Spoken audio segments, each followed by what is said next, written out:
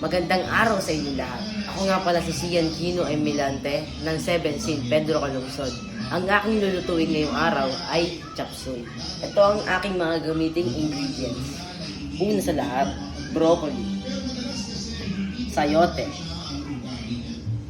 carrots, sibuyas, bawang, repolyo, mantika, at higit sa lahat, ang pork cubes.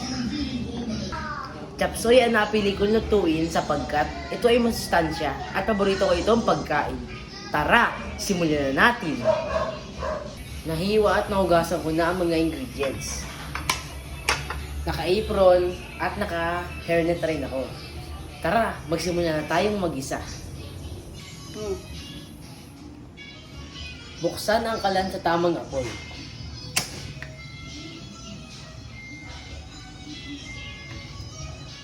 At magantay ng ilang segundo bago ito uminit.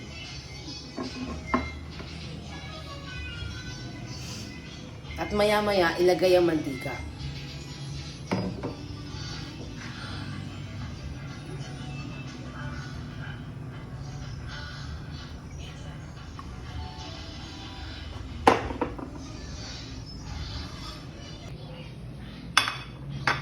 Kapag mainit na ang mantika, ilagay na ang sibuyas at bawang.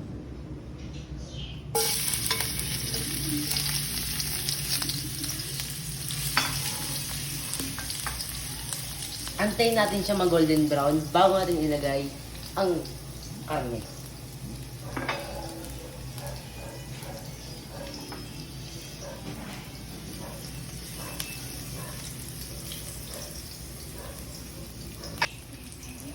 Naaamoy ko na ang sibuyas at bawang. Pwede natin ilagay ang karne.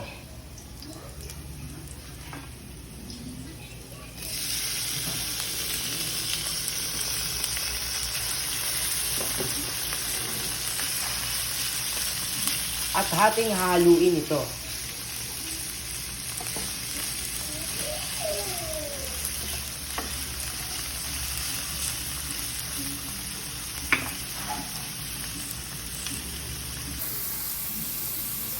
Matagal maluto ang karne, kaya gagamit tayo ng takip para mabilis itong maluto.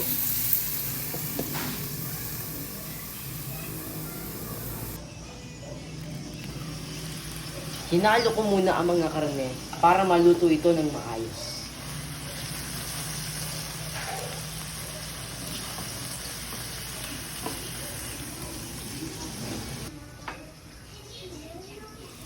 Haluin ulit natin ang karne at magantay na ilang minuto bago ito luto.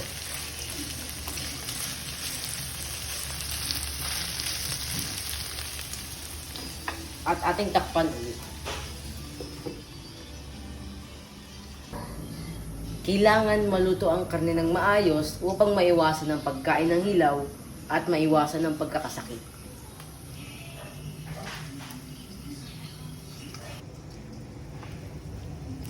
Ayan, golden brown na.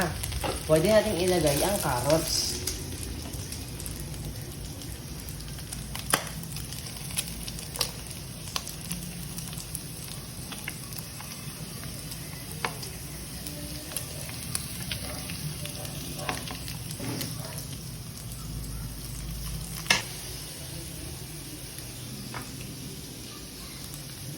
At ilagay na rin natin ang sayote.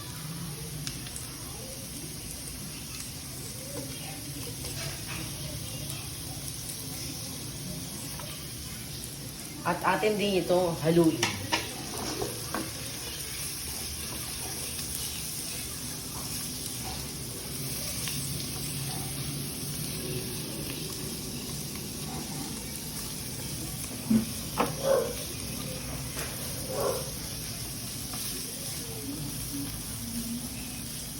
Takpan ulit natin ito hanggang sa maluto na maayos.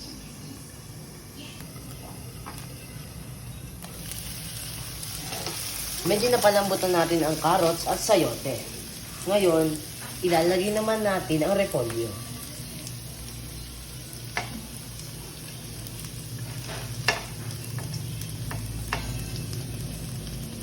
ito ay ating hahaluin muli.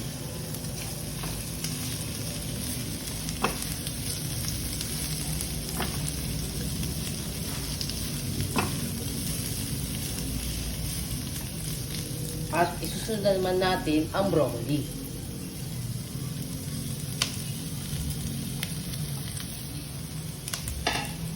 At ito ay ating hahaluin din.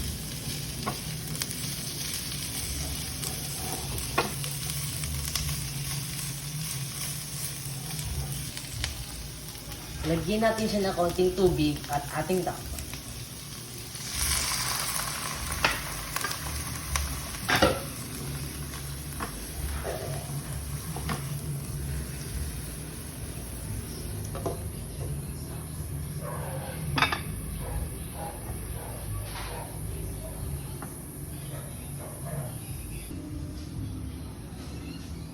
Habang inaantay natin kumulo, ligpitin muna natin ang ating mga pinaggamitan.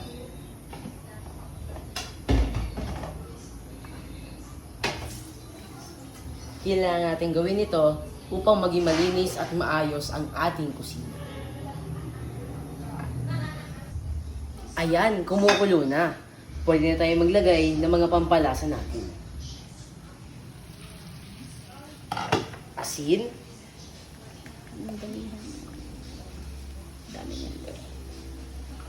Paminta.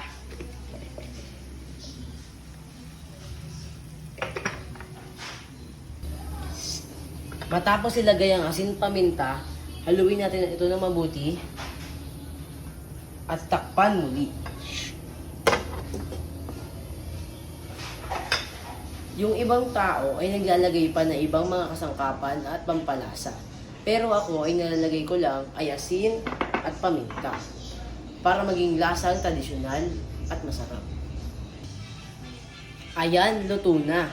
Pwede nating patayin ng apoy. At ilagay sa malinis na lagayan.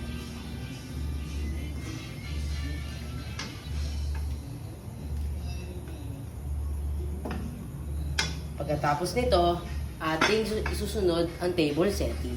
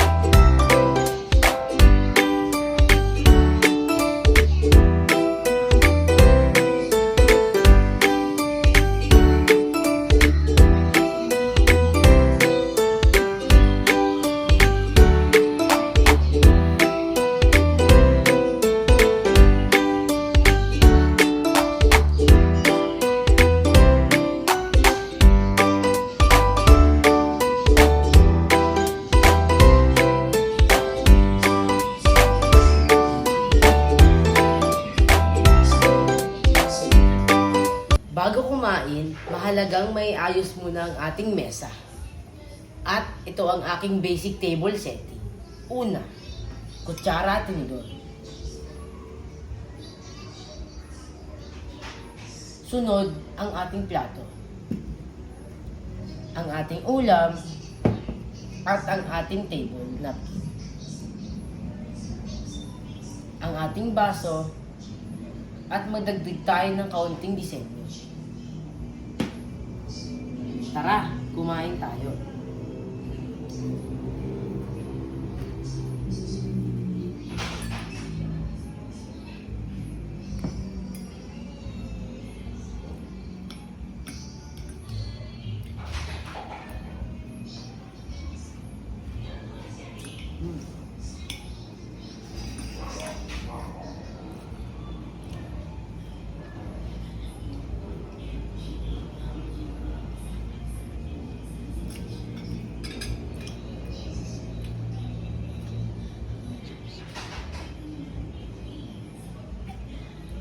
Maraming salamat po sa panonood.